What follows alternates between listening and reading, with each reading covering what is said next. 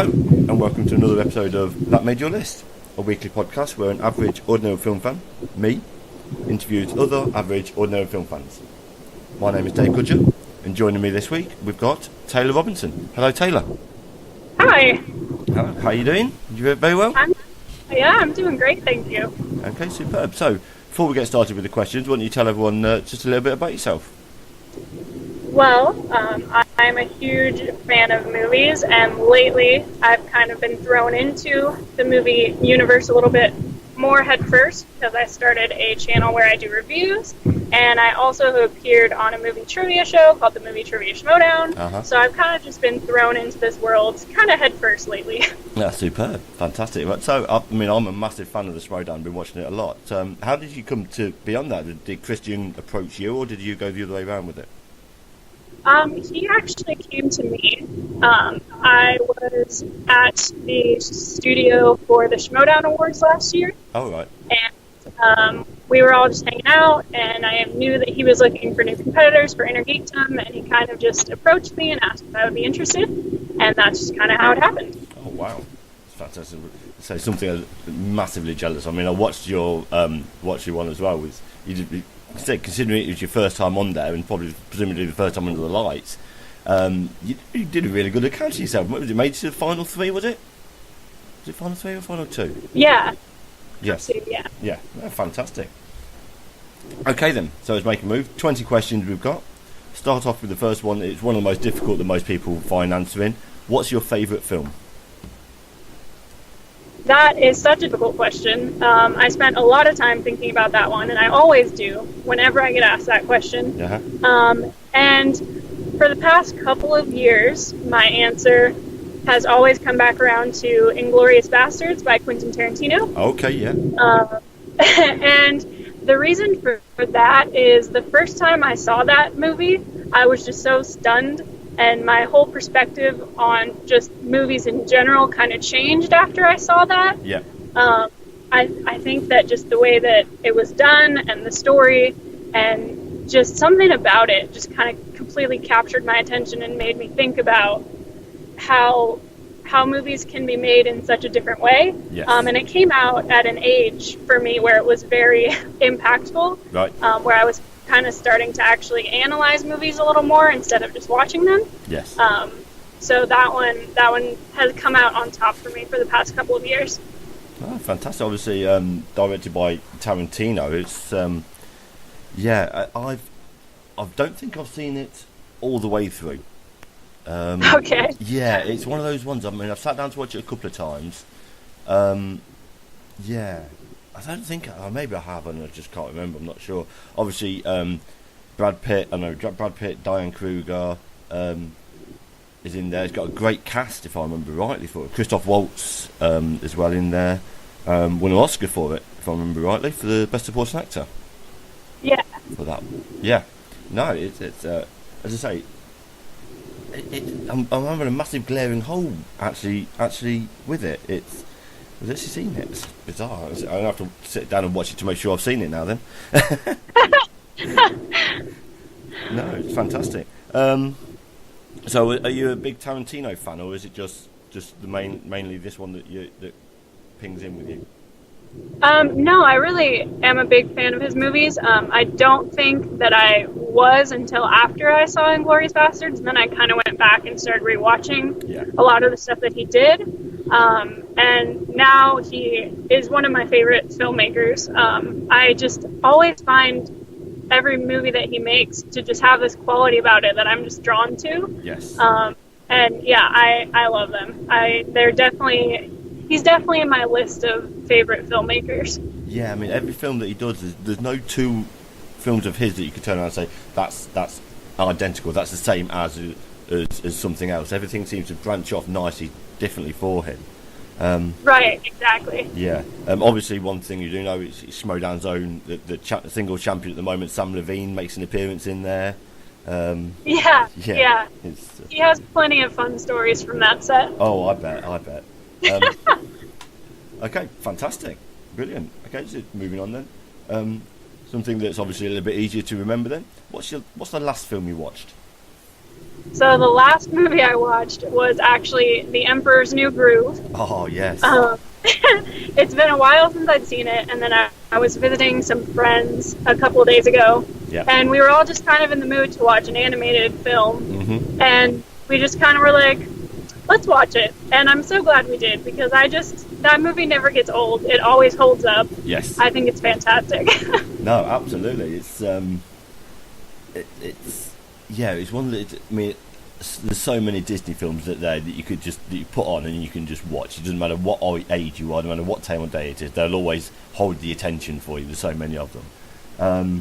Obviously, 2000? Yes. I think, yeah. Yes, yeah. Won an Oscar nomination for the Best Original Song. It did, so that was a good start with that one. Always makes me laugh is Pasha, who was played by John Goodman in the film, was originally going to be played by Owen Wilson. Oh, yeah. Owen Wilson backed out of it, and John Goodman, because I can't imagine those two being vying for the same character. You could go one way or the other with that, I think. So. Yeah, that's really strange to think about. Yeah, it's obviously Tom Jones did the opening song for it, but the makers originally wanted Sting to do it. Although he did write a song for it, Sting turned it down because he thought he was too old for the film, and they wanted someone younger and more hip. Yeah, they went with Tom Jones, who's 11 years older than him. Oh man. Yeah, it's a strange one. For so long, I always thought, and I was trying to get the connection, I thought it was some kind of Disney riff on the Emperor's New Clothes, which it's not. It took me. I was forever thinking, this is nothing like the fairy tale, the children's tale. But obviously, it's nothing on that at all. There you go. There you go. Fantastic. Is there any other Disney films that you particularly like, or is that just the? Oh man, I love Disney films. I am such a huge Disney person still, where they just make me so happy. I'm a huge fan of Aladdin. I love Hercules. Man, Tarzan is great. I love the soundtrack for Tarzan. Yes. That is one of my favorites. Yes. Yeah. But I can just put on any Disney movie at any time and just be really happy. Yeah, no, absolutely. Brilliant. Okay then, so we'll switch it up a little bit then. What's your favourite action film? Okay, so for this one, I put The Nice Guys. Okay, yeah. And that movie, I saw a little late. I think I saw it about a year after it came out. Okay. But I'd heard great things about it. I'd heard that not enough people really watched it or were paying attention to it. Yes. So I sat down and watched it, and I was just so sad. I was like, why has nobody seen this movie? It's entertaining. It's so well made. You feel so immersed in that time period while you're watching it. Everything just feels how it's supposed to. And Ryan Gosling and Russell Crowe are incredible in that movie. Absolutely. Everything about it is so great. Yes. Obviously written and directed by Shane Black. There's so many of his films I absolutely adore. Such a great writer of films as well, all the way back to Kiss Kiss Bang Bang, and even the third Iron Man. A lot of people don't like it. I really like the third Iron Man that he did. He just brought something different to it. But yeah, it's originally planned to be a TV series, The Nice Guys, but the pilot didn't really take off, so they just went with it and turned it into a motion picture instead. So that would have been quite interesting to see those pair carrying on and doing different cases each week. Yeah, that really would have been interesting. I'm kind of glad that they just went with the movie, though, because what we got was so fantastic. Yeah, no, absolutely. First reunion of Russell Crowe and, I'm going to say Cameron Crowe then, Russell Crowe and Kim Basinger since LA Confidential. They've not been in a film together since that, so that them pair brought back together. And one other thing, that's a nice little nugget that we always remember. Robert Downey Jr.'s in there. He plays he's got an uncredited cameo as Sid Shattuck's body. So one of the characters, but as Robert Downey Jr. wearing makeup and whatnot. As a thank you to Shane Black, he popped up into the film as just playing the body, just lying on the floor.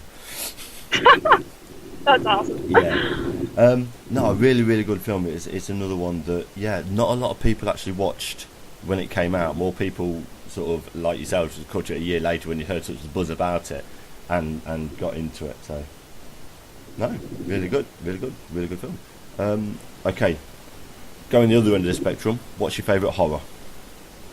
So, I am so bad with any kind of horror movie. I don't watch them unless I get tricked into watching them. Yep. Like, I'm just not. I've never been able to watch them. So I just put Shaun of the Dead. No. Like, absolutely fine. I still haven't seen the new It movie. Like, I haven't watched any of. Like, the closest thing to a horror movie I've seen that has come out recently is Get Out. Yeah, I love that film. And that film is incredible. But, anytime horror comes up, I just have a very small pool to pick from because I don't usually watch them. No, not at all. I mean, I'm the same.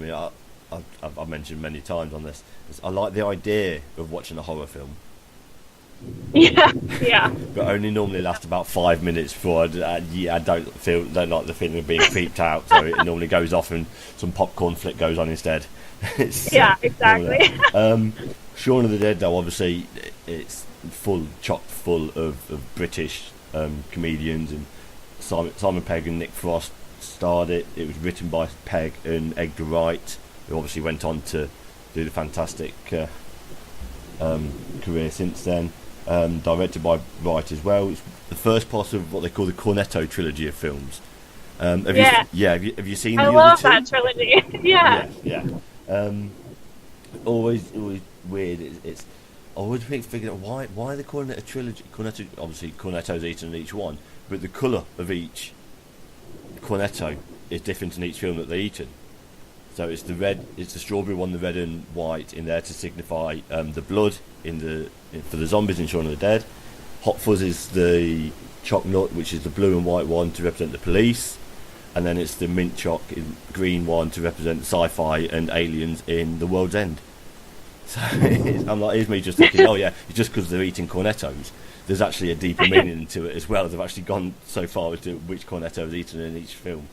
So it's I mean, it's another one that this is. It could quite easily fall under comedy as easily as horror.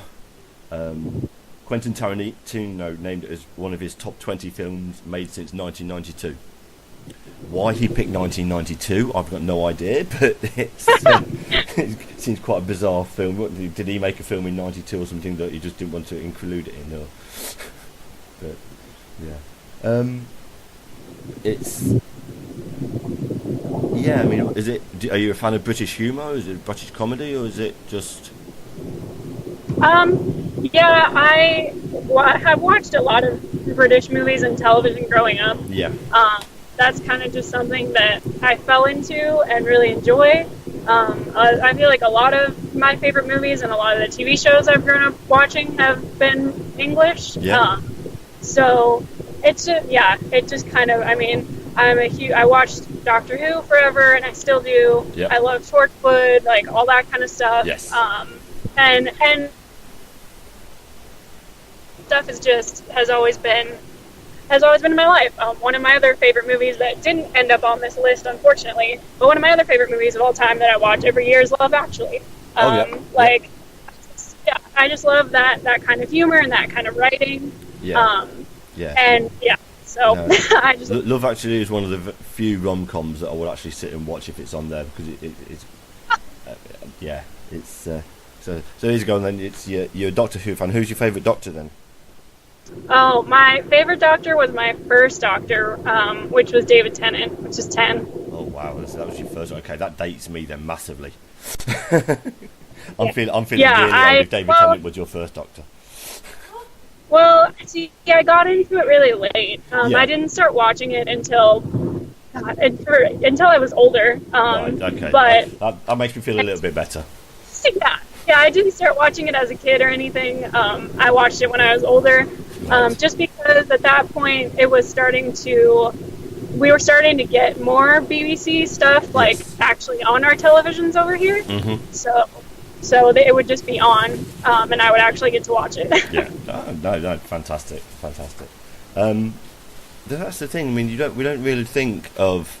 Obviously, we get a lot of the American imports over to us for our TV, but we don't. There's not really that many from what we have that's good that comes over the other way. Short of especially that's new. Short of, let's say, Doctor Who and Torchwood.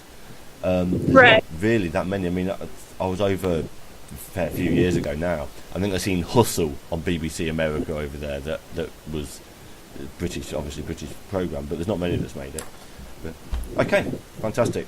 So moving on then. Again, jumping completely differently. What's your favourite drama? So my favorite drama is The Social Network. Okay. That movie is another movie that I saw for the first time, and then it kind of just stuck with me after that. Yep. It's a movie I love to rewatch. It's a movie that I'm still mad that Andrew Garfield didn't get nominated for anything for. Yep. And yeah, I feel like he was completely robbed for that. Mm-hmm. And I just love the story. I think that it was well directed. I think the cast was incredible, and it was just really a gripping, riveting story to watch. Yeah, no, absolutely. I mean, it's just got a great cast. Obviously, Jesse Eisenberg, Andrew Garfield, Justin Timberlake is in there. Who's the Rooney Mara was in there as well. Yeah. So yeah, absolutely fantastic start of it. It won 3 Oscars. Obviously, adapted screenplay from Aaron Sorkin, who's for me, one of the best writers around. His TV work, especially, is just absolutely phenomenal for me. Yeah. Film editing and original score it won for, with and then 5 nominations as well onto there. So yeah, it was well done. Obviously, the story of Zuckerberg and his rise to building Facebook. It was really strange. And I think that the timing around it was fantastic too, because at that time Facebook was still very much like, it wasn't as normalized. I feel like it was still kind of, people were excited about it, whereas now if you don't have a Facebook, it's just like, where have you been in a cave? Yeah. Like, no, absolutely. Absolutely. I mean, 8 years ago, everyone nowadays, you think Facebook is very much it's a staple of people's lives. 8 years ago, it wasn't. It's weird to think that it wasn't this massive behemoth that just takes over everything. Yeah, exactly. Yeah, absolutely. Jesse Eisenberg was in it. Actually, suffers from OCD, and his whole life he's struggled to not portray the signs of OCD. But Mark Zuckerberg has it as well, and he had to just go with it, and he found it so difficult apparently to play up the OCD signs of it that he's fought his entire life to try and not show to everyone. It must have been really tough. Yeah. It's not good. It's like I say, Aaron Sorkin. He's going back to him. As I say, that's the name that leapt out when I see it. Obviously, directed by Fincher as well, who's got a great category of work. But Sorkin as a writer, I mean, is he as loved over in America? Or we're pretty much isolated from what is like to not over there. Is he as well known over there as being a massive writer, or is it just really the film fans that know him as it? I mean, I would say it's probably more of a film fan thing. Yeah. Over here, but it's really hard to say, because if you're not inside of the little film community bubble over here, it's hard to say what people recognize and don't. Mm-hmm. Just because I personally feel like if you're not inside of the film community, most people here won't recognize most writers or most directors or that kind of stuff, just because, you know, they'll casually go see a movie and then they'll either like it or they won't. And unless it's like a Spielberg or something like that, I feel like most people don't really pay too much attention. Yeah, I mean, that is one that I have to keep remembering. I'm obviously a massive film fan, So I'll come and I'll start a conversation up with my wife or with one of my sister-in-laws, and just like, and all of a sudden I have to dial it back a little bit because I start going a little bit too deep into the film and everything else. Yeah. I look at my wife and she gets a glazed look over her eyes as if I'm looking at you and I'm nodding, but I don't really care too much about what you're saying about the depth of the conversation. But totally. Yeah. Okay, brilliant. So moving on, what's your favourite comedy? So once again, this one was difficult for me, but I went with Crazy Stupid Love. Okay. That movie kind of came out of nowhere for me. The cast in it is incredible. Yes. You've got Steve Carell, you've got Emma Stone, you've got Ryan Gosling, you've got Kevin Bacon, you've got just this insane cast. Yep. And the comedy is great. The fact that it is a romantic comedy, I like, but I feel like it's not overwhelmingly romantic. Yeah. It's funny, and it's really something you can just enjoy and laugh at. It's still one of my favorite moments in movies generally, when it all comes to a head at the very end, and you figure out that that's her dad, and then Ryan Gosling is dating her, and it just turns into this huge, this huge mess where somehow everybody knows everybody, but nobody realizes it. And I just think it's such a fun movie. No, it's great. It's got a hell of a cast in there. So you got 3 Oscar winners with Julianne Moore, Emma Stone, and Marissa Tomei's in it as well, and 2 more nominees with Carell and Ryan Gosling. It's just for this, as you say, for the romantic comedy as it is, it's obviously far more of a comedy side of it personally, but it's got a hell of a cast for it. It hits the spots well that it aims for. So yeah, I mean, obviously, who are the directors on it? I can never remember the directors on this one. Oh God. Oh, are you there? Hello? Hello? Oh, that's it. So I thought I lost you for a second there. You sounded as if you'd gone. No, this is one, again, I think I've only seen it the once. Can't remember too much about it myself. But no, it's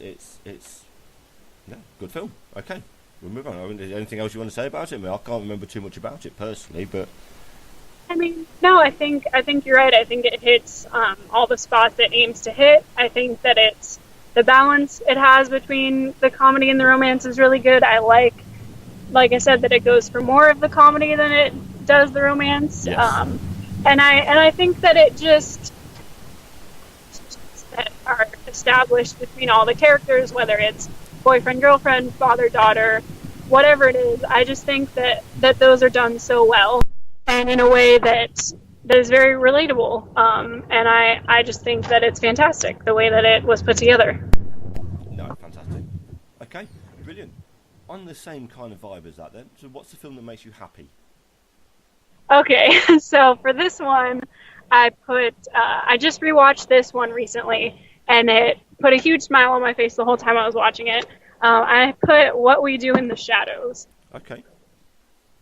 That movie, to me, is just so far-fetched and so ridiculous, but the way that it's done, where it's presented as kind of like a documentary, just about such a ridiculous subject matter, and it doesn't take itself seriously at all, which is the only reason that it works. Okay. And I just love all the comedy in it. Yeah. I'm going to say, this one's passed me by. I mean, I've heard of it. I know it's got Taika Waititi in it, and I know it's directed by him and the other co-star in it that's name's forgotten at the moment.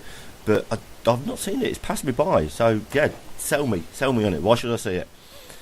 Okay, you should watch it because it's all completely ridiculous. Like I said, it doesn't take itself seriously. If you're just looking to hang out and watch a movie where you don't have to think about it, you can just enjoy it. And it's how could you not want to watch a fake documentary movie about vampires and how they live, and none of it is accurate and none of it's right, and it's all just so Like, it's just so ridiculous that they're trying to sell you on this lifestyle of apparently how vampires live, and like just the way that they don't really understand how to like be cool and act normal in the real world. Like, they kind of think they have it figured out, but they really don't. And it's just a movie that like I said, you just sit there and it's just funny, and you really don't have to do anything. You don't have to analyze it. You don't have to feel like it has any pressure on you to be one of those artsy like films that you have to figure out. And sometimes movies like that, I just need movies like that where I don't have to think about it. Like, I love movies where I do have to think about, like Annihilation or something like that. Yeah. But sometimes it's fun to just watch a stupid, funny movie that really shouldn't make any sense and shouldn't be fantastic, but it is. Okay. What did you think to Annihilation, by the way? And after you just mentioned that, going off on a tangent a little bit. I really, really enjoyed Annihilation. Yeah. The first time I watched it, because I've seen it twice now. Yep. The first time I saw it, I was just so pulled into the movie. It was just like I was on the edge of my seat the entire time, where I just felt like I was on this journey. Yeah. And I had no idea where I was going to end up. I felt like I was in it with them, where I was very uncertain of what was happening and what was real and what wasn't real. And I thought the acting was all incredible. I thought the writing was incredible. The special effects obviously are completely just out of this world. They're unlike anything I've ever seen. And I really liked that I came out of it feeling like I got something from it. Like, it gave me something to think about, and it gave me a lot to analyze, and I left feeling like I knew what I thought it was about. Yeah. And I like the fact that I can talk to other people, and for them, maybe that's not what it was exactly saying. Yeah. And I really liked it. I thought that it's not going to be for everybody. There are going to be a lot of people who see that movie and feel like they feel like they don't get it. Mm-hmm. Maybe they feel like it was trying to be too smart or whatever it might be. But I really, really enjoyed it a lot. Yeah, and so it's obviously over here we only got to see it on Netflix. We obviously didn't get theatrical release over here. But it's one I think I've seen it just the once. I've got a feeling I'm gonna have to see it again, because I was confused by it. I think in the end, I came to the end, and I think it was I don't know if it knew what it wanted to be. If that makes any sense. I mean, so maybe I need to see it again to see it there. Obviously, you fine. I enjoyed watching it, but yeah, I think it's another one I need to sit and watch again, with no distractions this time. I feel like it is a movie where that might be the case. I saw it the second time, and I still felt like it pretty much this.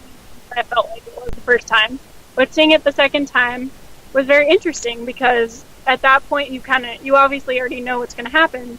So there are different things you can start to pay more attention to, like smaller details and things like that. So I would definitely watch it again. Okay, brilliant. Okay, so moving on. That was the film that makes you happy? Yes. Flip on its head then. What's the film that makes you sad? I put Life is Beautiful. Okay. That movie, I saw for the first time. I saw it in my Italian class when I was in like 7th grade. Okay. And that movie just destroys me every single time. Like, just the story of a father trying to keep his little boy happy while such a horrific, historic event like that is happening. Yeah. Is just, like, I don't know how you could watch that and not just be a wreck. Yeah, I mean, I know the story of it. I've not seen it. It's another one I've not seen. It's looking quite bad at me. So I think this is 3 films you've got on here now that I've not seen.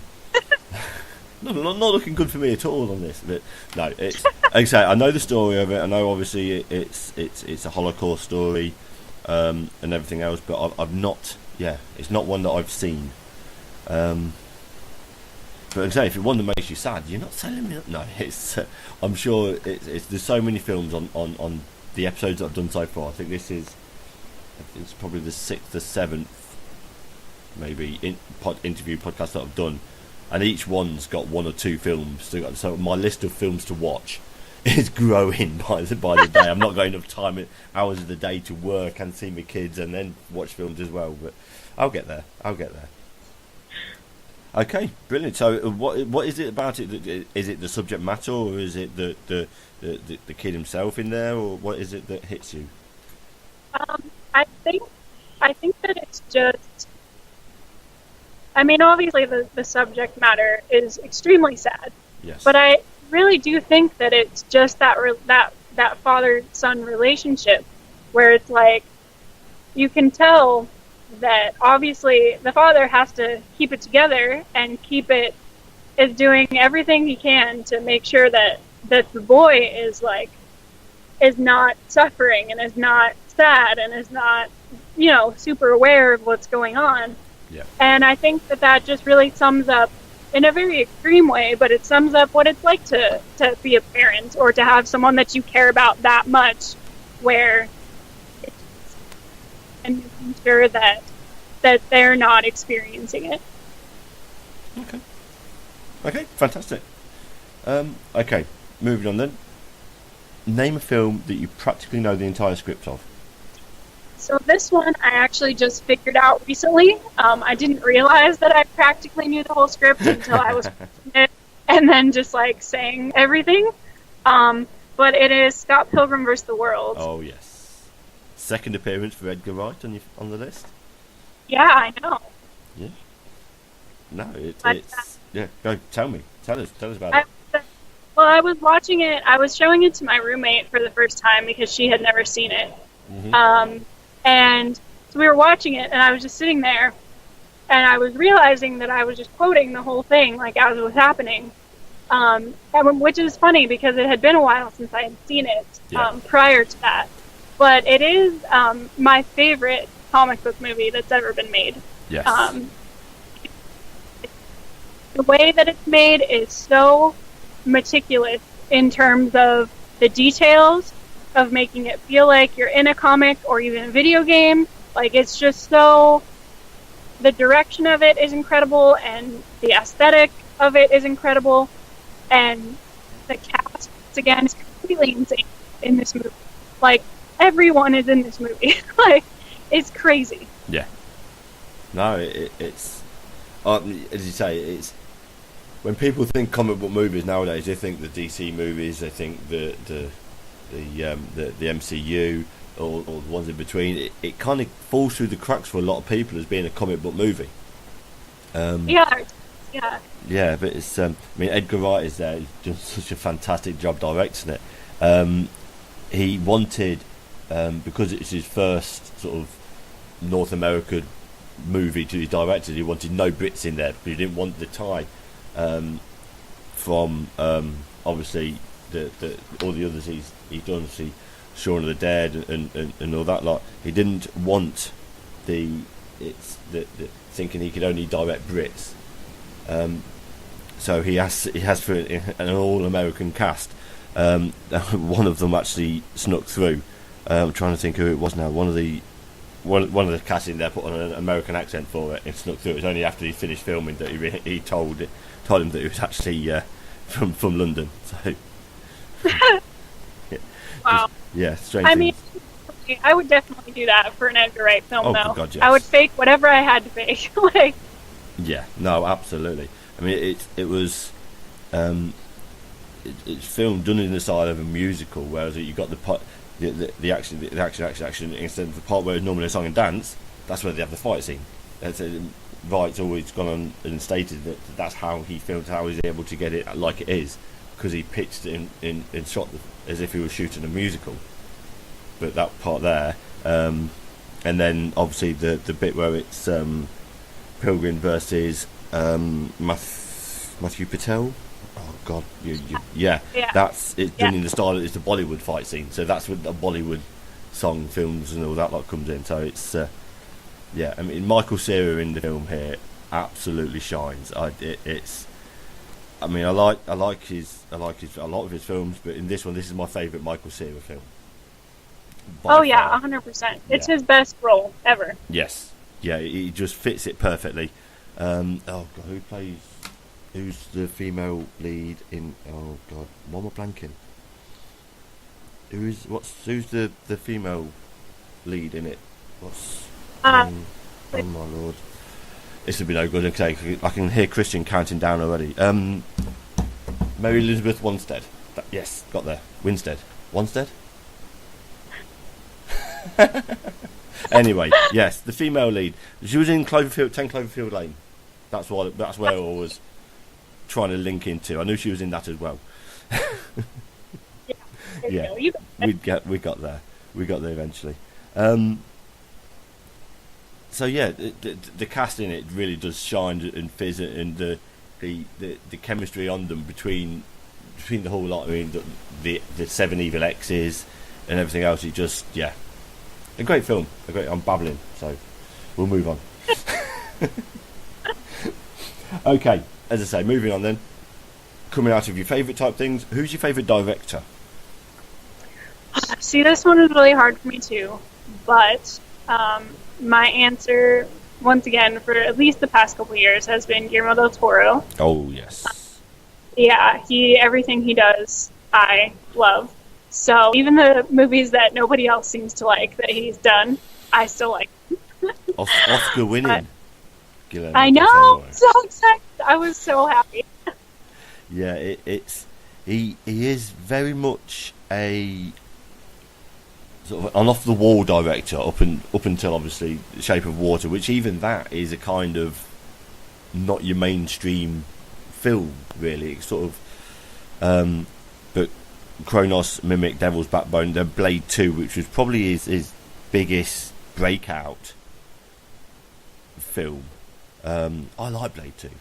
I like all the Blade films. That's even the really bad 3. I quite enjoy that one as well still, but there you go. Mine that nobody understands why I like is Crimson Peak. Nobody else likes Crimson Peak except so. Yeah, that one is a bit. Yeah, it's. Yeah, we'll just call it and so many of his films are divisive. I mean, he's got Pacific Rim in there, which, as I say, it's to some people it's a Godzilla rip-off. To others, it's a Transformers rip-off, and it sort of balances the line between the two nicely. I really enjoy it. I've not seen the second one yet. Oh yeah, I haven't seen the second one either. And I've heard very not good things about it, so I'm kind of scared to see it because I love the first one so much. Yeah, but he's I mean, he's not a what's the word for it? He's not got a massive resume of directing films, but those that he has are all, as I say, they are. He has a type, not a type. You can tell it's a Guillermo del Toro film that you're watching. I think that's the word I'm trying to say with it. Yeah. Okay. So what's your favourite one of his? You say it's Crimson Peak. My favorite one from him. Oh man, that's hard. My favorite one from him now is probably Shape of Water. Yep. But before that came out, it was probably Pacific Rim, which I'm going to get a lot of shit for, but whatever. Yeah, well, not a problem. It's all right. It's only about 30 people that listen to this, so you're all right. You're all right. Most of them are perfect. Okay, good. Yeah, secret's safe. Yeah, that's it until you come on. This is opening up to a whole new audience of people now. It did obviously 2 episodes of the TV series The Strain, which I really, really liked. It's another one. It's a sort of a viral outbreak with vampirism and yeah. Did you see that at all? Did you watch any of that? I didn't. I've never actually checked that out. Yeah, it's quite a good one, and it's another one that is it's very Del Toro. Okay. Yeah. Okay. Then who's that? It's got Corey Stoll in it from Ant-Man. He's in The Strain as well. So, yeah. Okay. Getting a move on then. Just moving on then. We're over halfway. We're nearly there then. We're on the downward spiral. What's your favourite film from your childhood? Okay, so this answer is going to be interesting. Okay. Because I was a weird child. And the movie that other than Star Wars, the movie that I remember watching the most as a kid, over and over again, was the double box set VHS of Titanic. Okay. And I used to watch Titanic over and over and over again when I was a kid. I don't know why. I was like 5 years old and I was just like so obsessed with that movie. I have no idea why. That's absolutely fine. I mean, it's not where I was expecting you to go, I'll be honest with you. Oh, I know, and that's why I said it's strange, but like, besides Star Wars, that's the movie that just sticks out in my mind. No, absolutely. I mean, it's a good film. It's a good film. Yeah. It's not one where you ever really have to worry about spoilers when you're talking to people about it either, because let's face it, most people know the story of it. Obviously, Leonardo DiCaprio and, oh my God, I'm blanking so badly on names today. Kate Winslet is the two leads in there. Won 11 Oscars. Yeah. Yeah, that swept the board. Obviously, Best Picture, Best Director. Costume designer, I know it won that one. Best sound, I know it won that one. But it's a hell of a film. So what can you remember what it was that brought you back in time and time again to it? I don't remember what it was. I just know that I just have that memory of just watching it all the time, and I don't know why. Do you still go back and watch it? I honestly haven't in quite a while. It's probably been about like 10 years at least since I've seen that movie. Yeah. But yeah. Okay. No, I'll be honest with you. That's probably the most left field I've had as a film from your childhood. So no, it's good. It's good. Okay then. Kind of in the same kind of ballpark, but what's your favourite animated film? My favourite animated film is Nightmare Before Christmas. Okay. Always has been. Yep. That answer has never changed. Right. It is the perfect blend of Christmas and Halloween. Yep. Like, Halloween is my favorite holiday, so it just makes me really happy. The music in it is amazing. Yep. I've always been a fan of the story. I don't know. That movie, nothing has ever been able to overtake that movie as my favorite animated. Yeah. No, absolutely. Obviously, a Tim Burton story, but not directed by him. Directed by Henry Selick. Yeah. Yeah. As you say, the music in there. Is it Danny Elfman's score? Yeah. Yeah, Danny Elfman's score and his singing voice for Jack Skellington. I don't remember that much on there, which again is not something you'd expect. I mean that style of animation, the stop motiony is. I think we had someone on. I think it might have been Dan, or was it Nazario? One of them, someone on a couple of weeks ago was a massive Tim Burton fan, and this came up then, and the stop motion action there, and it's a very Tim Burton world. You can tell he's got his fingers in the pies there. Yeah. Yeah, superb. Are you a Tim Burton fan, or was it just the Halloween side of it that brought you to this? I'm a Tim Burton fan. Some of his more recent stuff hasn't been my favorite. Yeah. But I do love the work that Tim Burton does. Okay, superb. Is there any other stop motions that you like, or is it just really just? No, I do like stop motion. I think that's really the one that is at the top of my animated list. Everything else towards the top of my list is kind of more classic, like Disney animated type of stuff. Yeah. Yeah. Okay, superb. Fantastic. Okay. This is another one that really gets some wide and varied answers on it then. What's your favourite quote? Okay, so this one I had a hard time with. Yep. Because movie quotes are. There's so many good ones. There's so many good movies. No, absolutely. So I just kind of picked one that came to mind. It's kind of a long one, but it's from Dead Poet Society. Okay. And the quote is, "We don't read and write poetry because it's cute.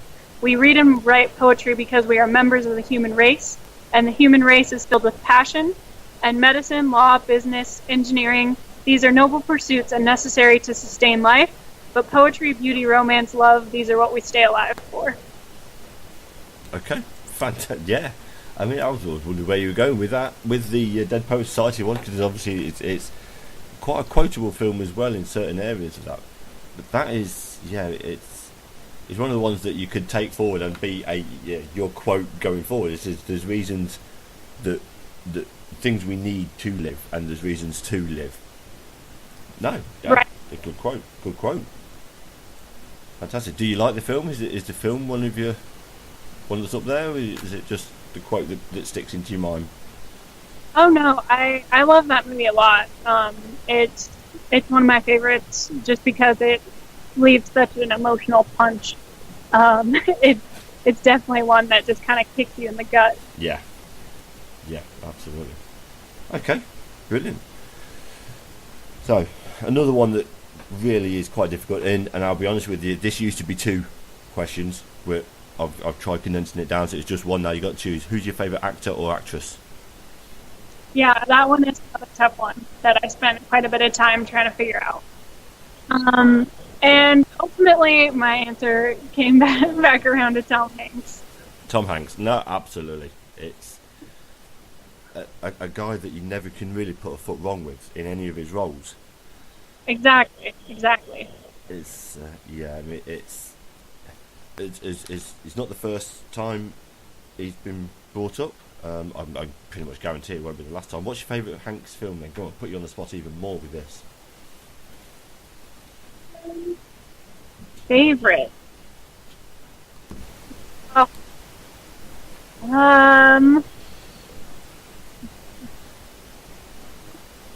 No idea. There's just so many. So many. Yeah, there is. I mean, he's got, obviously, in all things, just a quick look on it, he's got 88 credits as actor. Obviously, some of those are shorts, and I think, I'll make it easy. We can get rid of the ones where he plays Robert Langdon, so Inferno and all that lot. They can go. So I don't think anyone will ever accuse that of being his favourite one.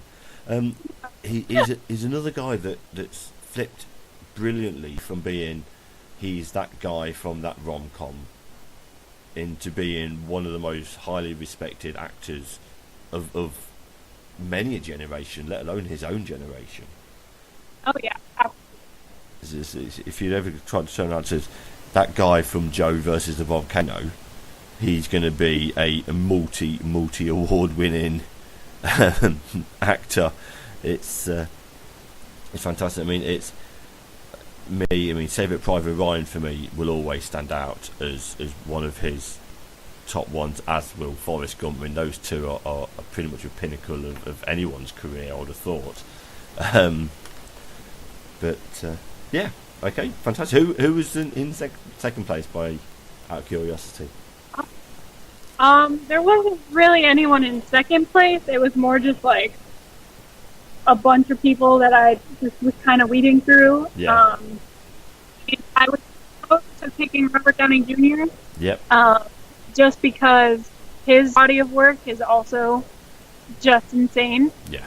And I did spend probably about 5 years ago now, I just went on a binge of everything he's ever been in and just kind of watched through them all. Yep. I guess I would say he was my close second. Yeah. Okay, fantastic. Right, here's one that we always get a little bit of interest in. What's your most overrated film? The most overrated film is Avatar. That is the correct answer. Yeah, right? Exactly. Thank you. For a film that made the amount of money that is, I mean, it's what is it? Something like was it 2.7 billion worldwide? Something like that. Something like Yeah. that. It's just not very good. I mean, it's fine, but like they don't need to be to make 4 more sequels or whatever it is. God, no! Like, I generally cannot see all of those coming off. I know, and it's something like it's like the biggest budget ever given for any film ever for like the next 4 of them or something, and I just don't. I feel like not only do we not need 4 more of them, I feel like the time has kind of passed. It's been what, at least 10 years? What was it? 2000? Yeah, it'll be 10 years next year. So it'll come out and it'll feed on the 10-year anniversary and all that lot, won't it? But yeah, it's as you say. I don't know how it took that money. It's one of those ones that everyone that's come on here says I was going to go for Avatar, but everyone thinks Avatar's overrated, so I'm going for this instead because everyone takes it that Avatar is overrated. It's got a good cast though. I mean, Sigourney Weaver, Zoe Saldana, Stephen Lang. I mean, I love Stephen Lang in absolutely everything he does. But yeah, I can't argue with it. It's easy there. It is overrated. It just hit it at the right time. I think to take on money it did. It caught the 3D buzz as well. I think a lot of people went back to see it because it was the first big 3D film, wasn't it? So okay, right. No one will argue on that one. I'll put it that way. Flipping that on its head. What's your most underrated film? So, the most underrated film, I think, because once again, no one has seen this movie, and I love it. It's a movie called Rush. Okay. It has Chris Hemsworth and Daniel Bruhl. Yes. Ron Howard. Yep. And I love that movie so much. I think it's so well done. And I watched super late too, probably a couple of years after it came out, because no one had ever talked about it. Mm-hmm. And I found it, and I was like, "What? How did I miss this?" Yeah, I mean, I can kind of understand it. It's not really. I mean, Formula One isn't a massive, doesn't have a massive following over in the States, does it? It's more NASCAR and the IndyCar over there. So, but obviously, it tells the story of James Hunt and Niki Lauda, who back in the 70s were the top 2. I mean, I suppose the equivalent of Dale Earnhardt and someone else in NASCAR. He's the only NASCAR driver I can name. I'll put my hand up to that. But yeah, they had an absolutely massive rivalry going all the way through. I mean, I've seen. So yeah, I'll agree with you. It's massively underrated in countries where Formula One isn't as big. If that makes any sense. Yeah, absolutely. And I think that was kind of its one downfall because it had a great cast. It's a great story. I just think that maybe a lot of people weren't interested in the Formula One aspect of it. Yeah, I mean, obviously, it's great. It's just, as you say, you've got Daniel Bruhl, Chris Hemsworth, Olivia Wilde, directed by Ron Howard, so it's a cracking director as well behind there. But as you say, it's unfortunately the subject matter hasn't got the wide spectrum of support it needed to take it to the next level to get everywhere else. It made money. It had a budget of $38 million and took just over 90, I think. So it made money. Yeah. Yeah. So I found, what is it? Is it the cast that brings you to that, or do you like the story of it, or? I do actually like the story a lot. I'm a huge fan of Daniel Bruhl. Yep. But I don't know. I think I just kind of saw the cast and then decided to watch it, and then just kind of fell in love with the story of it. Yeah. Yeah, no problem. As I say, it's the actual race that it was, the 1976 race that is depicted in the film, is the last ever Formula One event to be staged at that track, the Nürburgring, which is a famous racetrack around there. There's amateur races go on there day after day after day. But that was the last ever Formula One race to be staged at that event. Staged on that track. Oh wow! Yeah. Niki Lauda actually saw the film, and his words were, "Shit, that's really me." They actually got that nailed so well. that it just he turned around and said Daniel Bruce did such a good job as him that it's absolutely spot on with it. So, okay, fantastic. Which is pretty incredible. Yeah. For someone that's probably only barely alive, if at all, when he was in his peak and actually racing, to actually nail it so well just from video footage and everything else, it's done a really good job. Okay, brilliant. Moving on. Name a film that you like that no one would expect. Also known as your guilty pleasure. Well, yeah. So this one is once again, I think, a movie that nobody likes. It is the director's cut of Sucker Punch. Okay. Yeah. So I'm not a huge Zack Snyder fan generally.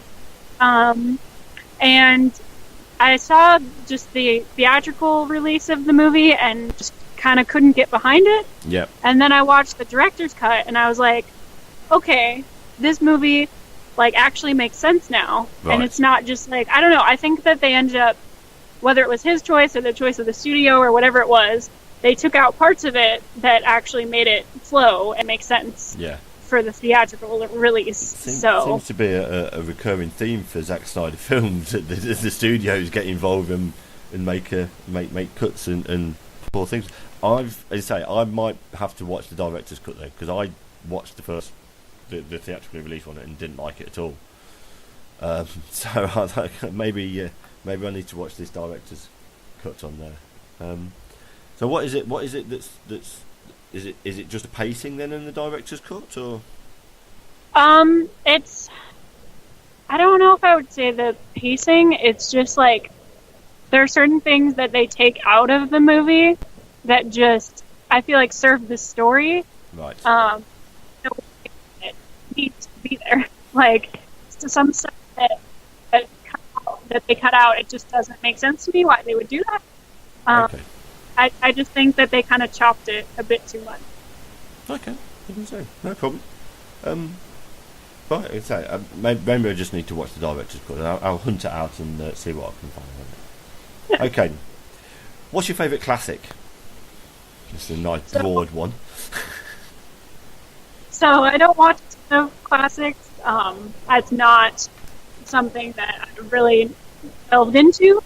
But I mean, for my definition of classics, I would either say Some Like It Hot or Arsenic and Old Lace. Okay. Because those are the only two that I have. I mean, I've seen a couple other classics, but for the most part, I really haven't. Yeah. So those are kind of just the ones that I've seen and enjoyed. Yeah. So that's why they're there. No problem at all. No problem at all. You've picked two. I don't think I've seen. Arsenic and Old Lace. No, definitely not seen that one. Something Like It Hot, I think I've seen in chunks. I don't think I've actually seen all the way through. I say the classics. Is what do you call a classic? I mean, as you say, 1940s all the way through to. I mean, even nowadays, I suppose you've got some 80s. You could even turn around and call some of those into classics now. Yeah. Okay, that's no problem. So the Arsenic and Old Lace. What is that one? What's that one about? I don't remember too much about that. That one is about this guy who finds out that I think it's his aunt. It's these women in his family. He finds out that they're but they don't. They're just very nonchalant about it, and it's this kind of comedy about him trying to figure out how to deal with the fact that they're it's just, I don't want to explain too much of it because it's really something you should watch. Right. Okay. But it's really funny. Well, there we go. That's okay. This is now a record. That's 3 from a list of 20 that I need to watch. This is a record for everybody else now. You need to match up with this then. Okay, right, we'll move on then, because you can't tell me too much because it's all spoilers. Penultimate question. What's the film with the best soundtrack? Baby Driver. Oh yes. That So one did Edgar not Wright take pops up on my anything. list again. There he is again. There he is again. That's an absolutely fantastic film. The opening, the opening scene, the opening drive, and then as he's gone to fetch coffee, as the credits are coming up and everything's appearing on the wall as he's going by. The soundtrack to that is absolutely Is that your style of music? Are you very much like that? I think I actually appreciated the movie more just because I am a huge music person, and I really thought it was insane the way that they used music in the movie, and just kind of how it flowed and was a huge part of the story. Yep. So yeah, that movie for me was like green. Yeah. Do you like the soundtrack more than the film, or the two really inseparable for you with it? No, I think that the two kind of really can't separate them. I don't think that it really works that way for me. Yeah. No, I'm going to say, because the sums, I mean, is on there. I mean, my favourite one is I'm going through on my list. My list was the Blues Brothers. But I can quite safely say for me, I prefer the soundtrack. As much as I love the Blues Brothers film, the soundtrack for me is head and shoulders above the film. But with Baby Driver, I think the two are so intermeshed you can't really separate it and think of it separately with there. But yeah, okay, fantastic. Right, final question. We've got to the end here, and it's a big one. What's your favourite film franchise? So that one, there's only one correct answer, and the correct answer is Star Wars. Yes. That is the other movie that I have the earliest memory of seeing was New Hope. Yep. In the VHS box set of the first three. Yep. And that franchise has been a part of my life for literally as long as I can remember. Fantastic.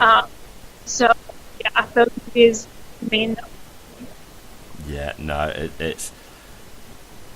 I think it's only probably the second time it's been mentioned. It was mine, and I think you might only be the second person to do it. I think it's another one where everyone thinks, well, of course, Star Wars. Let's go for something else instead. Gotcha. But yeah, obviously from '77. I mean, I was alive when it came out. When it first came out. My first memory of it is it came onto our TV. I mean, at the time we only had 3 TV channels when it first came out, and I had a VHS recording of it over Christmas. It was a big Christmas movie that came out and played and I wore that tape out. I watched it and watched it and watched it. Then where do you stand on the prequels? I like them. Okay.